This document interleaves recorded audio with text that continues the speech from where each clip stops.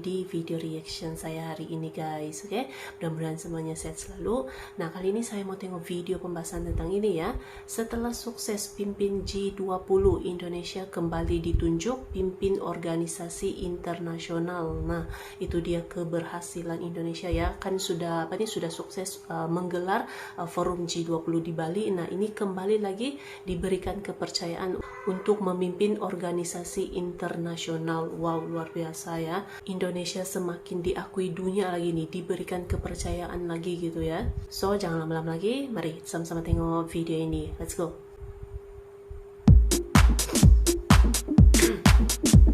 Makin diakui dunia nih.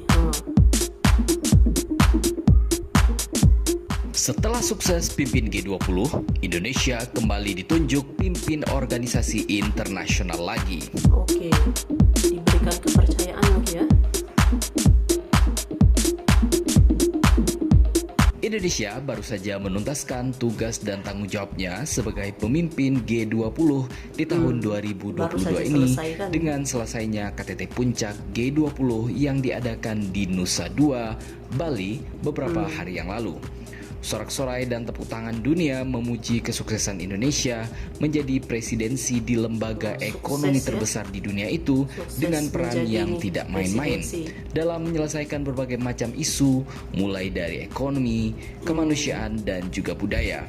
Kedatangan seluruh kepala negara, kepala pemerintahan, dan menteri dari 20 negara anggota G20, negara undangan khusus, dan lembaga internasional telah menjadi pengukir sejarah kemampuan Indonesia untuk memimpin organisasi bergengsi kelas dunia.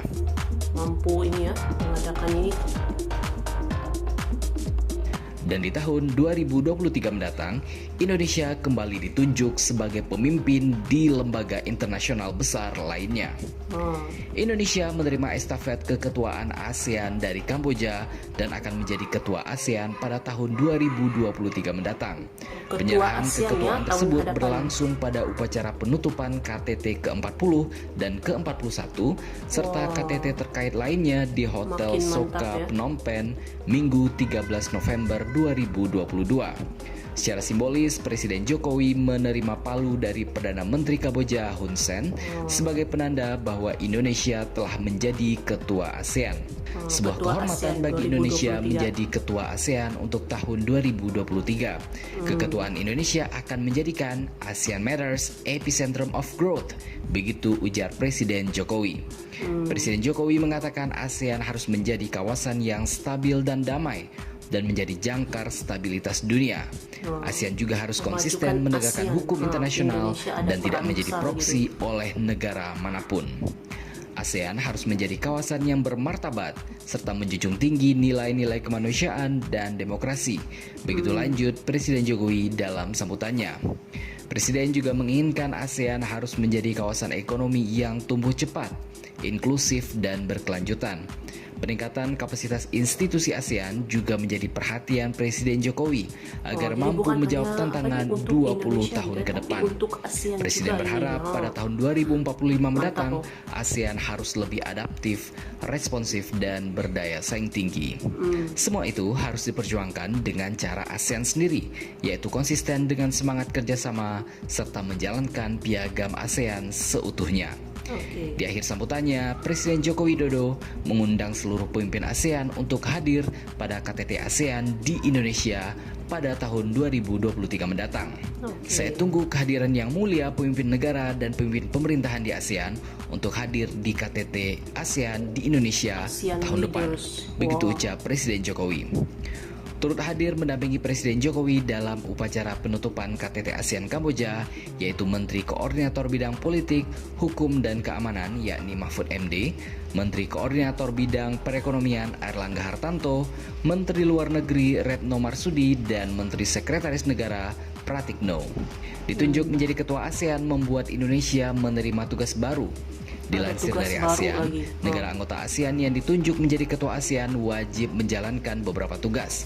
Yang pertama, wajib memimpin KTT ASEAN dan KTT terkait, Dewan Koordinasi ASEAN, 3 Dewan Komunitas ASEAN, Badan Kementerian Sektoral ASEAN terkait dan pejabat senior, serta Komite Perwakilan Tetap sebagaimana tertulis dalam pasal 31 Piagam ASEAN. Ketua ASEAN juga wajib secara aktif mempromosikan dan meningkatkan kepentingan dan kesejahteraan ASEAN, termasuk upaya membangun komunitas ASEAN melalui inisiatif kebijakan, koordinasi, konsensus, dan juga kerjasama. Selanjutnya, Ketua ASEAN harus memastikan sentralitas ASEAN dan memastikan tanggapan yang efektif dan tepat waktu terhadap isu-isu mendesak atau situasi krisis yang mempengaruhi ASEAN secara keseluruhan, termasuk di dalamnya menyediakan jasa-jasa baiknya dan pengaturan lain semacamnya. Ketua ASEAN juga wajib mewakili ASEAN dalam memperkuat dan mempromosikan hubungan yang lebih dekat dengan mitra eksternal. Tak cukup sampai di situ, Ketua ASEAN harus melaksanakan tugas dan fungsi lain yang diamanatkan. Keketuaan ASEAN ini akan bergilir setiap tahun berdasarkan urutan abjad dari nama-nama negara anggota dalam bahasa Inggris. Presiden Jokowi menyampaikan beberapa harapannya terkait dengan ditunjuknya Indonesia sebagai Ketua ASEAN pada tahun 2023 ini. Dia mengatakan bahwa ASEAN harus menjadi kawasan yang stabil dan damai dan menjadi jangkar stabilitas dunia.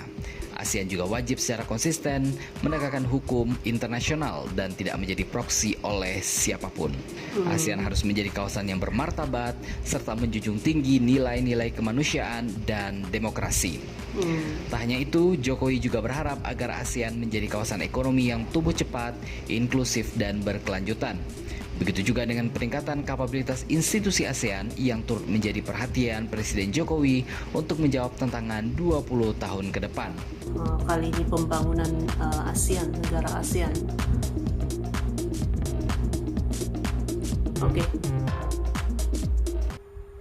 Oke guys, jadi itulah dia video pembahasannya ini. Jadi sekali lagi Indonesia akan memimpin lagi organisasi internasional gitu ya, yaitu sebagai Ketua ASEAN 2023 pada tahun hadapan ini. Setelah sukses menggelar G20 gitu kan, Indonesia sebagai Ketua ASEAN 2023. Nah, makin mantap ya peran Indonesia, bukan hanya untuk Indonesia tapi juga untuk ASEAN dan di peringkat internasional gitu. Oke. So, terima kasih banyak sebab kamu sudah menonton video ini. Jangan lupa macam biasa untuk support channel saya dengan subscribe, like video ini, dan jangan lupa untuk komen juga, oke? Terima kasih banyak dan kita jumpa lagi di video seterusnya. Assalamualaikum.